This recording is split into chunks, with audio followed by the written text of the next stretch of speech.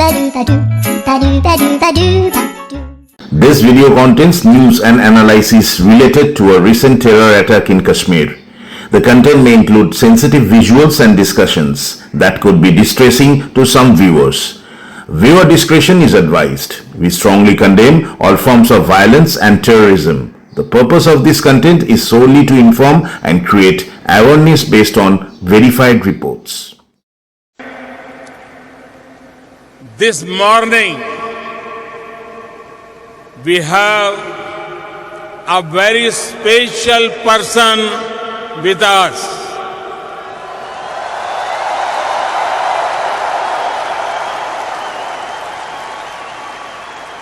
He needs no introduction.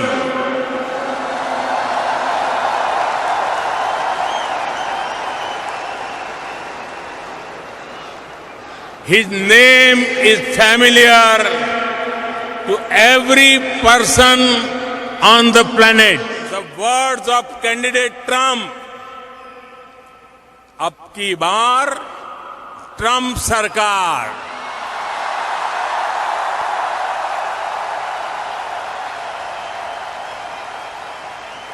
Abhi ki bar, Trump Sarkar. Abhi ki bar, Trump Sarkar.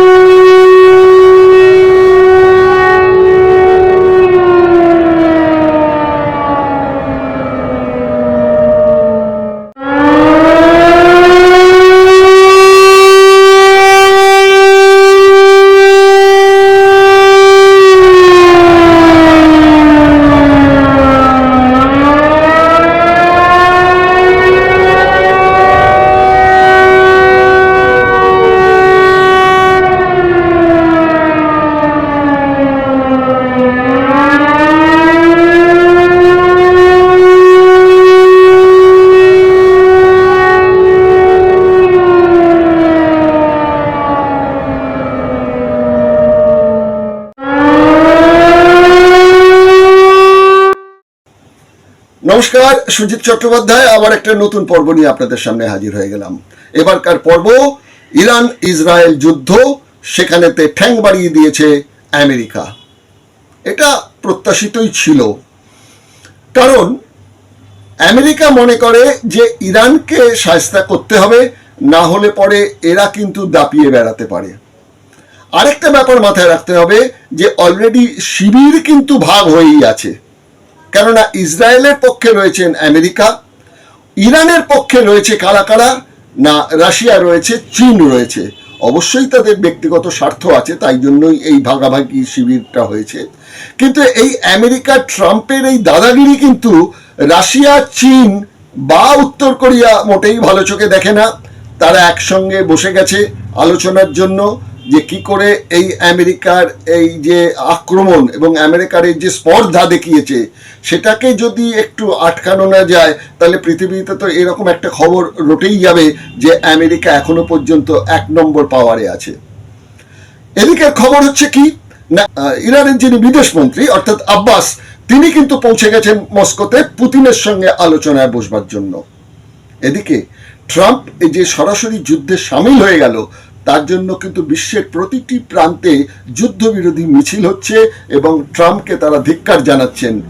এমনকি আমেরিকাতেও সেখানকার বিভিন্ন শহরে কিন্তু এই বিক্ষোভ মিছিল সংগঠিত হচ্ছে।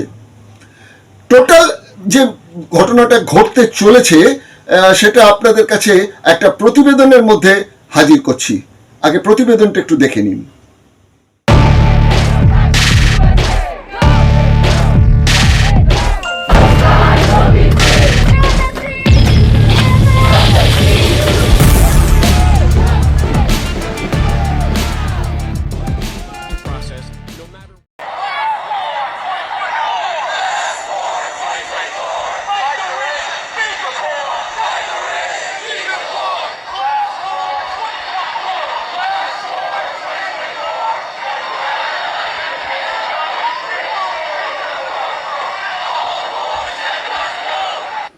প্রায় 15 দিন হতে চলল ইরান ইসরায়েল যুদ্ধ চলছে।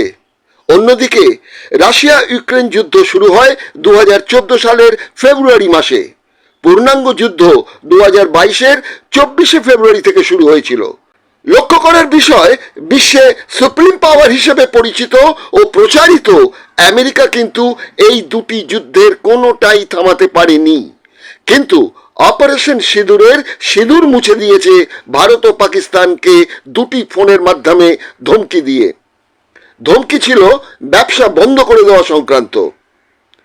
সে যাই হোক, এই মুহূর্তে আমেরিকা কোন পরিস্থিতিতে ইরানের সঙ্গে যুদ্ধে জড়ালো?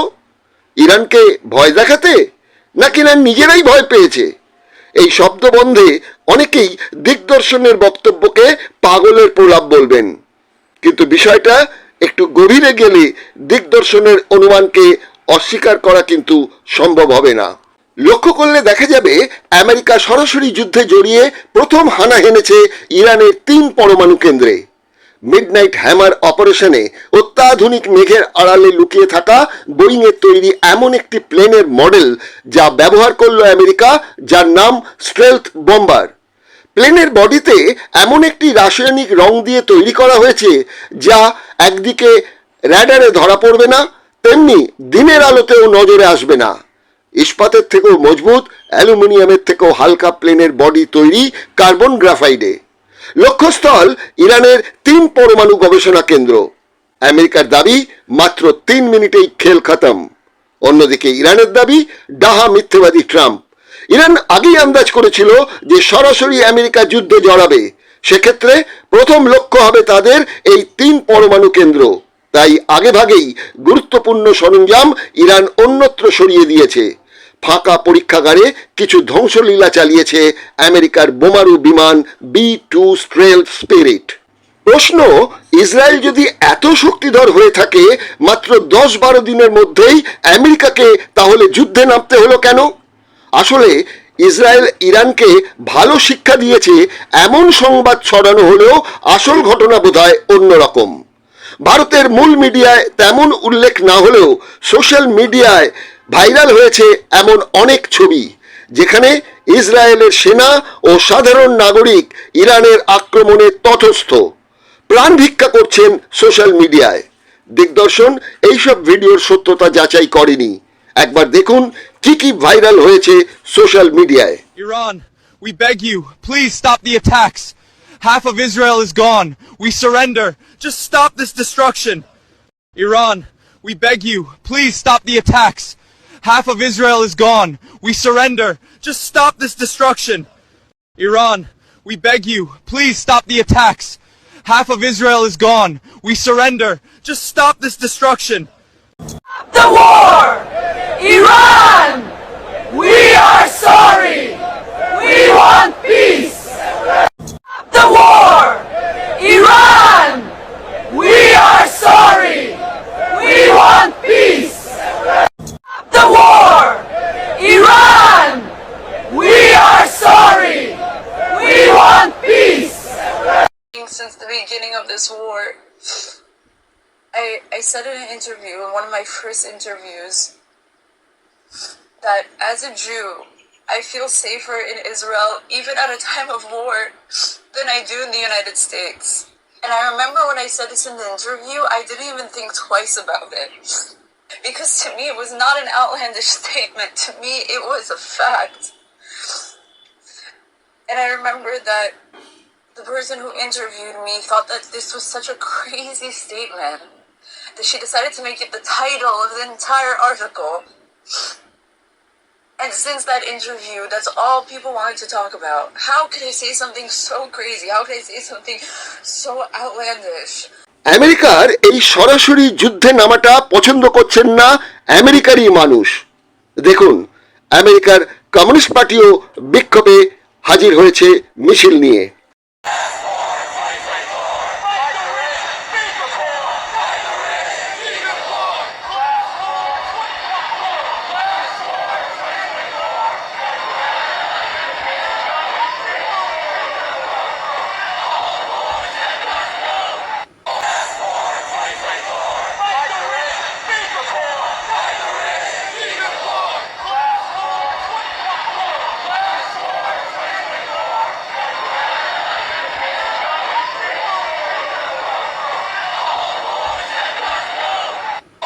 এ তো গেল বিশ্ব রাজনীতিতে এই বড় বড় শক্তিগুলো তারা কি করতে চলেছে না চলেছে তার একটা আগাম আভাস, বা আমরা যেটা মনে করছি সেটা তো আপনারা বিভিন্ন পত্রপত্রিকায় মিডিয়াতে আপনারা খবরটা পাচ্ছেন, আমরাও ঠিক একই খবর দিচ্ছি। কিন্তু প্রবলেমটা হচ্ছে ভারতের। ভারত কিন্তু মাঝখানে পড়ে গেছে। ইসরায়েলের সঙ্গে তাদের একটা কূটনৈতিক সম্পর্ক ভালো, ইরানের সঙ্গে যে আমাদের কোনো খারাপ সম্পর্ক তা নয়। ভারত কি করবে? ভারত এতদিন পর্যন্ত দেখছিল অবস্থাটা কোথায় দাঁড়ায়, কিন্তু আমেরিকা যখন সরাসরি যুদ্ধে জড়িয়ে গেল তখন ভারতকে তো একটা ভূমিকা তো নিতেই হবে। ভারত ইরানকে সরাসরি ফোন করলেন, ইরানের প্রেসিডেন্টকে 45 মিনিট নাকি তাদের সঙ্গে কথাবার্তা হয়েছে। আশ্চর্যের ব্যাপার, আমেরিকা ইরান আক্রমণ করার 2 ঘন্টা পরেই কিন্তু আমাদের প্রধানমন্ত্রীর ফোন পৌঁছে যায় ইরানের প্রেসিডেন্টের কাছে। রাজনৈতিক বিশ্লেষকদের অনেকে বলছেন এটা মোটামুটি হয়তো ট্রাম্পের নির্দেশেই ফোনটা করেছেন আমাদের মোদিজি। মানে ট্রাম্পও চাইছেন যে তোমাদের একটু ধমকে দিলাম বাবা, এবার একটু আলোচনার মিটিংয়ে বসে একটু মিটিয়ে নাও, সেটা যদি একটু মোদিজিকে দিয়ে বলিয়ে দেওয়া যায়। কিন্তু ইরান ছেড়ে দেবার পাত্র নয়। ইরান উল্টে বলেছে আমেরিকা যখন সরাসরি ইসরায়েলের পক্ষে নেমে গেছে, আমরা আমেরিকাকেও ভালো রকম শিক্ষা দেবো। অস্ত্র দিয়ে কি শিক্ষা দেবে তো সব পরের ব্যাপার, তার আগে তারা কিন্তু একটা কূটনৈতিক সিদ্ধান্ত নিয়ে ফেলেছে। কি করেছে না, তাদের যে হরমুজ প্রণালীটা রয়েছে ইরানের, যেখান থেকে বিশ্ব বাজারেতে বিভিন্ন ধরনের তেল এবং নানান খাদ্যবস্তু, নানান পণ্য সচরাচর যাতায়াত করে, আমদানি রপ্তানির হয়, সেখানে তারা ওই হরমুজ প্রণালীটাকে বন্ধ করে দিল।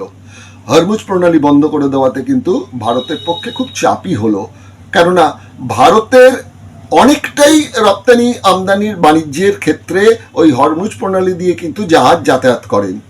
সুতরাং ফোন করলেন, তাদের সঙ্গে কি কথাবার্তা হলো, বলা হচ্ছে নাকি সন্তোষজনক কথাবার্তা হয়েছে, কিন্তু আমার তো মনে হয় না যে সেই সন্তোষজনক কথাবার্তার মধ্যে সিজফায়ার হয়ে যাবে, আমেরিকা অস্ত্র গুটিয়ে নেবে, ইসরায়েলও অস্ত্র গুটিয়ে নেবে, ইরানও চুপচাপ মানে মেনে চলে আসবে সমঝোতার পথে, এটা কিন্তু আমাদের মনে হয় না। এখানে আরেকটা ব্যাপার আমাদের মাথায় রাখতে হচ্ছে, আমেরিকার বিরোধী দল ডেমোক্রেটিক পার্টি তারা কিন্তু তীব্র নিন্দা করেছে। তারা বলছে মার্কিন কংগ্রেসে আলোচনা না করেই ট্রাম্প কিন্তু সরাসরি যুদ্ধে জড়িয়ে গেছেন। রাষ্ট্রসংঘের মহাসচিব তিনিও কিন্তু বলেছেন এই যুদ্ধটা কোনো পথ নয়, আমেরিকা এটা ঠিক করলো না, আমেরিকার উচিত এটাকে নিয়ে, যখন সে অভিভাবক বিশ্বের, তার উচিত এটাকে নিয়ে আলোচনার মধ্যে এই ব্যাপারটাকে মীমাংসা করা। তো যাই হোক, এই যে যুদ্ধে নামাটা অসাংবিধানিক হয়েছে, মানে ডেমোক্রেটিক পার্টির তরফ থেকে যেটা বলা হচ্ছে, আবার বিশ্বের বাজারে যেটা বলা হচ্ছে সেটা হচ্ছে এটা একটা অনৈতিক ব্যাপার। কিন্তু কি যে ঘটনাটা ঘটতে যাচ্ছে সেটাই তো যাবই। তার আগে বলবো যে ট্রাম্প কিন্তু এই ডনগিরি দেখাতে গিয়ে একটু বেশ ফাপড়েই পড়ে যাচ্ছেন, কারণ বিশ্ব রাজনীতির হালচাল বলছে তারা কিন্তু এই আমেরিকার সরাসরি যুদ্ধে জড়িয়ে যাওয়াটা ঠিক পছন্দ করছেন না। চলুন আরেকটা প্রতিবেদন দেখি। আমেরিকার হামলার খবর প্রকাশ্যে আসতেই সবচেয়ে বিপদে পড়েছে পাকিস্তান, সঙ্গে অস্বস্তিও বটে।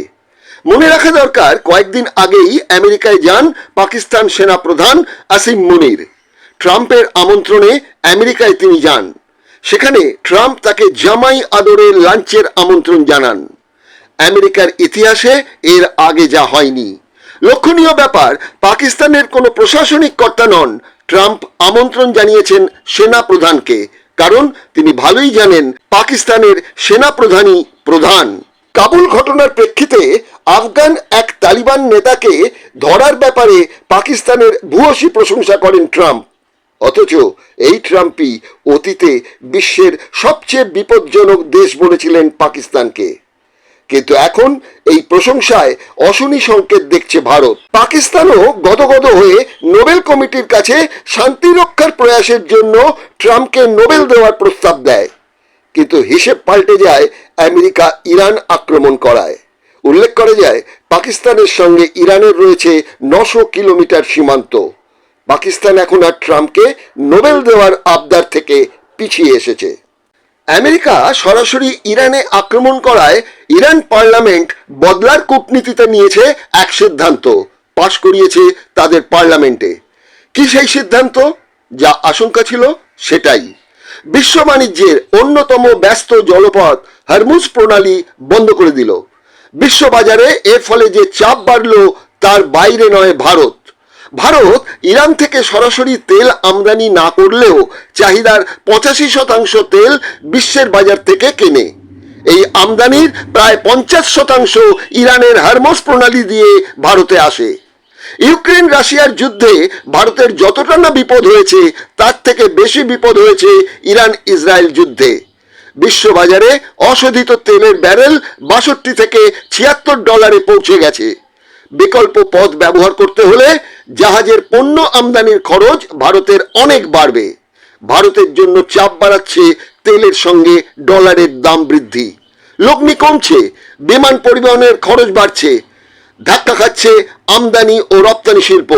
ভারতে যুদ্ধকালীন পরিস্থিতিতে বিভিন্ন সংস্থায় কর্মী নিয়োগ বন্ধ হয়ে গেছে এবং ছাঁটাইও বাড়ছে। ইরান ইসরায়েল যুদ্ধ যে এখনই থামবে না তা স্পষ্ট বোঝা যাচ্ছে ইরানের পদক্ষেপে। ইতিমধ্যে ইরান তাদের ক্ষেপণাস্ত্রের আওতায় এনেছে ইরানের কাছাকাছি যেসব দেশে আমেরিকান নিয়ন্ত্রিত ঘাঁটি রয়েছে এবং যেখানে যেখানে আমেরিকান নৌবাহিনী আছে। ইরানি ক্ষেপণাস্ত্রের পাল্লা 1200 মাইল। অন্যদিকে ইরানের শেষ শাহ মোহাম্মদ রেজা শাহের নির্বাসিত পুত্র রেজা পাহলভি তিনি বলেছেন, খোমাইনি শাসনে ইরান পিছিয়ে যাচ্ছে। রাজনৈতিক বিশ্লেষকদের ধারণা, ইরানের যুবরাজ মূলত আমেরিকার সাহায্যে ক্ষমতায় ফিরতে চাইছেন। একদিকে পাকিস্তানকে জামাই আদর, অন্যদিকে ইসরায়েলের সমর্থনে ইরান হামলায় ভারতের অবস্থা বেশ অস্বস্তিকর। আমেরিকার কিন্তু ডন হওয়ার শখ তাদের জন্য ক্ষতিই করবে। এখন পর্যন্ত যা খবর, চীন, রাশিয়া, উত্তর কোরিয়া জোটবদ্ধ হচ্ছে ইরানের সমর্থনে। এই মুহূর্তে পারমাণবিক অস্ত্র নিক্ষেপ না হলেও আমেরিকা জানে তাদের চেয়ে 172টি পরমাণু অস্ত্র বেশি আছে রাশিয়ার। আমেরিকার পরমাণু অস্ত্র 5277টি, রাশিয়ার 5449টি। আমেরিকার সঙ্গে যদি ইসরায়েল ইংল্যান্ড যোগ দেয় তাহলে সেই অস্ত্রের পরিমাণ দাঁড়াবে 5592টি। অন্যদিকে চীন, রাশিয়া, উত্তর কোরিয়ার মোট পরমাণু অস্ত্র হয়ে দাঁড়াবে 6099। পাকিস্তান, ভারত, ফ্রান্স মিলিত অস্ত্র 640। এদের পক্ষে মুশকিল হবে আমেরিকা ও ইসরায়েলের পক্ষে সরাসরি যোগ দেওয়া। ইরান, ইসরায়েল এবং আমেরিকা এই তিনটি দেশের ওপর কিন্তু বিশ্বের নজর রয়েছে। সবাই দেখতে চাইছে এরপরে কি হয়, এরপরে কি হয়। আমেরিকা কি আরো বেশি অ্যাগ্রেসিভ হয়ে যাবে ইরানের বিরুদ্ধে? ইসরায়েল তো এখন নতুন করে একটা উন্মাদনা পেয়ে গেছে আমেরিকা সরাসরি তাদের সঙ্গে কাঁধে কাঁধ মিলিয়ে লড়াইতে নেমে গেছে বলে। মাথায় রাখতে হবে, ইরানের বিদেশমন্ত্রী আব্বাস, আগেও বলেছি, তিনি কিন্তু পৌঁছে গেছেন রাশিয়াতে। সেখানে তাদের মিটিং হয়েছে। রাশিয়া, চীন, উত্তর কোরিয়া তাদেরও কিন্তু হটলাইনে কথাবার্তা চলছে। কি হবে? ইরানের পক্ষেও কি তারা সরাসরি যুদ্ধে নামবে? আর তারা যদি ইরানের পক্ষে সরাসরি যুদ্ধে নেমে যায় তাহলে তো বলা যেতে পারে একজনের থার্ড ওয়ার্ল্ড ওয়ার হতে চলেছে। ফ্রান্স, জার্মানি এরা কি করবে? এরা কিন্তু এখনই ইরান বা ইসরায়েল কারো পক্ষেই কিন্তু জড়াবে না। পাকিস্তান, পাকিস্তানও কিন্তু শর্ট করে জড়াবে না, যদিও কিছুদিন আগেই যেটা আমরা বলছিলাম সেটা হচ্ছে যে ওখানকার আসিম মুনির, যিনি পাক সেনাকর্তা, তাকে একদম জামাই আদরে ডেকে পাঠান আমাদের ট্রাম্প সাহেব, ডেকে তাকে ভূয়সী প্রশংসা করেন, কেননা এর আগের একটি ঘটনাতে একজন জঙ্গিকে ধরে দেওয়ার ব্যাপারে নাকি পাকিস্তান খুব হেল্প করেছিল, যার জন্য তাকে একদম জামাই আদরে খাওয়ালেন। মাথায় রাখতে হবে, এর আগে আমেরিকায় কোনো পাক সেনা প্রধানকে ডেকে কিন্তু লাঞ্চের নেমন্তন্ন খাওয়ানো হয়নি। এটা কিন্তু একটা গুরুত্বপূর্ণ ব্যাপার। এই খবরটা ভারতের কাছে পৌঁছানোর পর এটাও কিন্তু একটা চাপ সৃষ্টি হয়েছে। যদিও ট্রাম্প আমির মুনিমের সঙ্গে বসবার আগে একটা ফোনে মোদিজির সঙ্গে কথাবার্তা বলেছেন, কিন্তু তাকে নেমন্তন্ন করে যে লাঞ্চ খাইয়েছেন সেই ব্যাপারটা কিন্তু লুকোনো তো যাওয়া সম্ভব নয়, এবং সেটাকে অস্বীকার করার জায়গা নেই। পাকিস্তান কি করেছে, তার বিনিময়ে যাতে শান্তি স্থাপনের জন্য ট্রাম্পের যে মহান অবদান সেটাকে মাথায় রেখে নোবেল কমিটিকে তারা একটি আবেদন করেছে যে এবারকার শান্তি পুরস্কার যেন দেওয়া হয় ট্রাম্পকে। ট্রাম্প তো এর আগেই বলেছেন যে তিনি ভারত পাকিস্তানের যুদ্ধ থামিয়েছেন, তাহলে দিকে দিকে যুদ্ধ থামানোর ব্যাপারে ট্রাম্প নাকি খুব উদ্গ্রীব, ব্যাকুল, কেন তিনি তো ব্যবসায়ী। তো যাই হোক, এখন ট্রাম্প নোবেল পাবেন কি না পাবেন তো পরের কথা, কিন্তু পাকিস্তান এই যে ট্রাম্পের হয়ে আপিল করলো নোবেল কমিটির কাছে, সেটা কিন্তু আবার একটু বুমেরাং হয়ে গেল। যেই মুহূর্তে ইরান যুদ্ধে আমেরিকা সরাসরি জয়েন করে গেল, পাকিস্তানে তো প্রচণ্ড বিদ্রোহ দেখা দিয়েছে এই ব্যাপারে, এবং ওখানকার নেতৃত্ব এবং বিরোধী দলের যারা আছেন তারা সকলেই বলছেন এটা কি হলো, এটা কি হলো। আর সত্যি কথাই, এরপর কিন্তু পাকিস্তানের ওই সামরিক প্রধানদের বা নেতাদের কারো মুখে আর টু শব্দটি নেই যে যেন ট্রাম্পকে নোবেল দেওয়া হয়। এইসব ঘটনার মধ্যে কেউ কেউ বলছেন তাহলে থার্ড ওয়ার্ল্ড ওয়ার হতেই চলেছে, আবার অনেক সামরিক বিশেষজ্ঞ যারা রয়েছেন, রাজনৈতিক বিশ্লেষকরা রয়েছেন, তারা বলছেন না না না না, থার্ড ওয়ার্ল্ড এখন আর হতে যাবে না, কেন থার্ড ওয়ার্ল্ড ওয়ার হতে যাওয়ার মতন অবস্থায় নেই, কেন প্রতিটি দেশ কিন্তু এখন ব্যবসায়ী হয়ে গেছে, ব্যবসা ছাড়া কোনো ব্যাপার নেই। আর থার্ড ওয়ার্ল্ড ওয়ার হলে পরে ব্যবসায় কিন্তু প্রত্যেকেই মার খাবে। সুতরাং একটু নরমে গরমে ধমকি দিয়ে এইভাবে যদি চালিয়ে যাওয়া যায়, মন্দ কি। আমেরিকা চেষ্টা করবে তার একটু প্রভুত্ব বজায় রাখার জন্য, রাশিয়া চীন আটকানোর চেষ্টা করবে, তাদের সঙ্গে তো নর্থ কোরিয়া থাকছেই। সুতরাং এই বিগ পাওয়ারদের যে ঝামেলা, এই ঝামেলার মধ্যে ভারতবর্ষ যেন উলু খাগড়ার মতন অবস্থা হয়ে রয়েছে। যাই হোক, আগামী দিনে কি হবে না হবে, আবার কোনো একটি প্রতিবেদন নিয়ে কয়েকদিন ওয়াচ করার পর আমরা আবার নতুন প্রতিবেদন নিয়ে আসব। আজকে এখানেই শেষ করছি। নমস্কার। দিগদর্শন, 10-এর পাশে, দেশের সাথে।